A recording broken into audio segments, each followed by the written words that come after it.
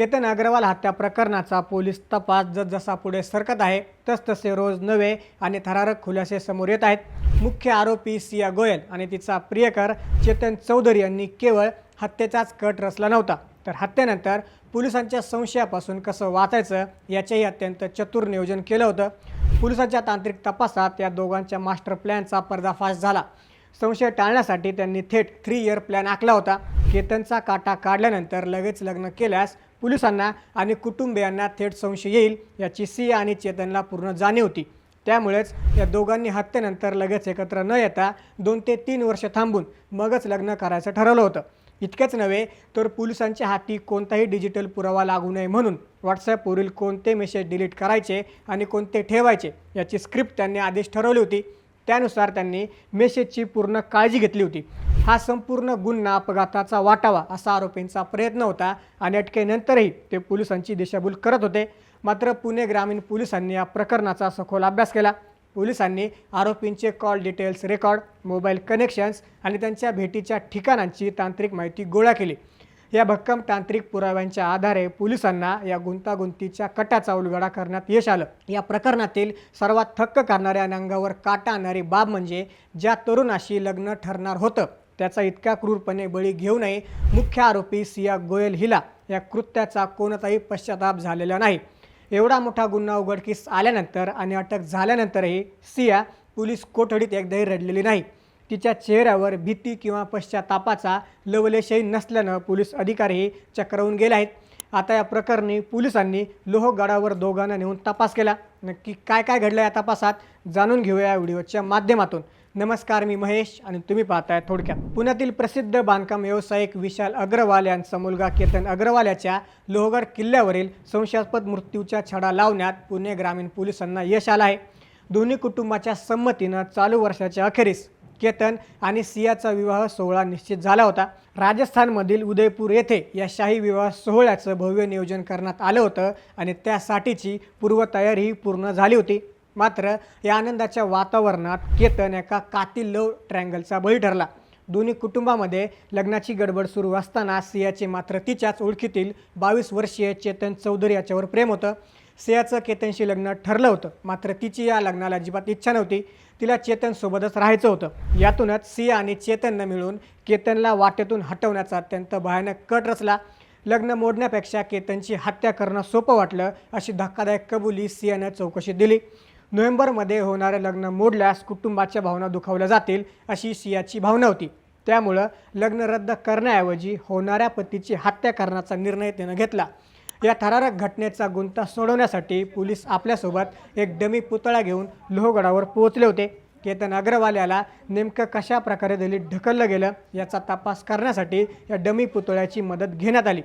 आरोपी सिया गोयल आणि चेतन चौधरी यांच्या उपस्थितीत पोलिसांनी कड्यावरून हा डमी पुतळा खाली ढकलून संपूर्ण घटनाक्रमाचे अत्यंत बारकाईने निरीक्षण केलं आणि क्राईम सीन रिक्रिएट केला।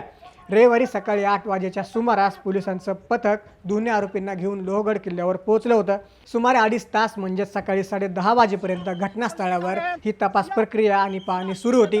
या क्राईम सीन रिक्रिएशन दरम्यान कमालीची गुप्तता आणि सुरक्षेची काळजी घेण्यात आली।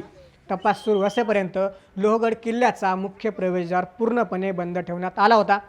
या काळात कोणत्याही पर्यटकाला किंवा सर्वसामान्य नागरिकाला किल्ल्यावर प्रवेश दिला गेला नाही। 18 जून रोजी कथितरित्या या संपूर्ण निर्गुण हत्याकांडाला कशा प्रकारे अंमलात आणलं गेलं याच्या प्रत्येक कड्यात जोडण्याचा पोलिसांचा प्रयत्न आहे। या क्राईम सीन रिक्रिएशनमधून मिळालेले पुरावे न्यायालयात आरोपींना कठोर शिक्षा मिळवून देण्यासाठी अत्यंत महत्त्वाचे ठरणार आहेत। हत्येनंतर पोलिसांच्या चौकशीतून आणि तांत्रिक तपासातून कसं सुटायचं याचं प्रशिक्षण त्यांनी चक्क सोशल मीडिया आणि इंटरनेटच्या माध्यमातून घेतलं होतं। या दोघांनी गुगल आणि यूट्यूबवर विष देऊन हत्या कशी करावी आणि अपघातासारखी घटना कशी घडवता येईल अशा अनेक गोष्टींचा शोध घेतल्याचं तपासात उघड झालं। केतनला मारण्यापूर्वी सिया आणि चेतननं लोहगडावर जाऊन बऱ्याचदा सराव म्हणजेच रेकी केली होती।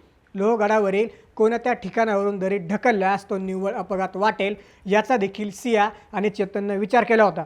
त्यांनी गडावरील हत्ती तलावाजवळील जागा केतनला ढकलून देण्यासाठी निवडली। सिया खाली बसल्यानंतर चेतनने केतनला धक्का द्यायचा असा प्लॅन आधीच ठरला होता। धक्कादायक बाब म्हणजे 14 जून रोजी सियानं केतनला लोहगडावरून दरीत ढकलण्याचा पहिला प्रयत्न केला होता. मात्र तिचा जोर कमी पडल्यानं केतन सुदैवानं वाचला.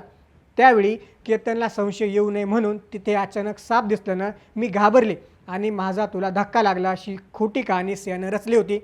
पहिला प्रयत्न फसला तेव्हा चेतनने स्वतः पुढाकार घेत आता मीच येतो असं सियाला सांगितलं. या बोलण्याचे भक्कम पुरावे पोलिसांच्या हाती लागले आहेत. 6 जून रोजी केतन आणि सिया प्री वेडिंग शूटसाठी बाली येथे जाणार होते. तिथे दोघांना एकत्र राहावं लागणार असल्यानं सियानं पूर्वीच हत्येचा कट रचला होता.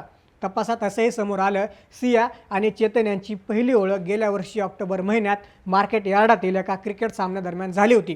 सियाचा भाऊ साहिल आणि चेतन चौधरी एकत्र क्रिकेट खेळायचे, त्यामुळं त्यांच्यात ओळख झाली. त्यानंतर एका मित्राच्या दिवाळी पार्टीत दोघांची पुन्हा भेट झाली आणि या ओळखीचं रूपांतर प्रेमसंबंधात झालं. डिसेंबर 2025मध्ये सिया आणि चेतन जोधपूर येथील एका पंचतारांकित हॉटेलमध्ये 2 दिवस एकत्र थांबले. तिथेच पहिल्यांदा केतनला बाजूला कसं करायचं याचं नियोजन झालं. या संपूर्ण प्रकरणानं अग्रवाल कुटुंब पूर्णतः खचलं असून त्यांना न्यायालयाकडून न्यायाची अपेक्षा आहे.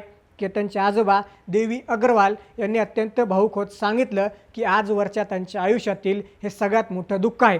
सियासोबत केतनचं लग्न ठरवताना त्यांनी खूप चौकशी केली नाही, कारण गेल्या 45 वर्षांपासून ते तिचे आईवडील आणि आजी आजोबांना ओळखत होते.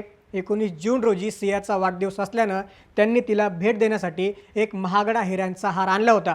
मात्र त्यापूर्वीच तिने व तिच्या प्रियकरानंच त्यांचा एकुलते एक नातू हिरावून घेतला. केतन त्यांचे रिअल इस्टेट प्रोजेक्ट्स खूप चांगल्या पद्धतीने पुढे नेत होता. लग्न करायचं नव्हतं तर आधीच सांगायचं होतं. आम्ही बळजबरी अजिबात केली नसती अशी भावना त्यांनी व्यक्त केली. दुसरीकडे मुख्य आरोपी चेतन चौधरी याला देखील मोठा झटका बसला आहे.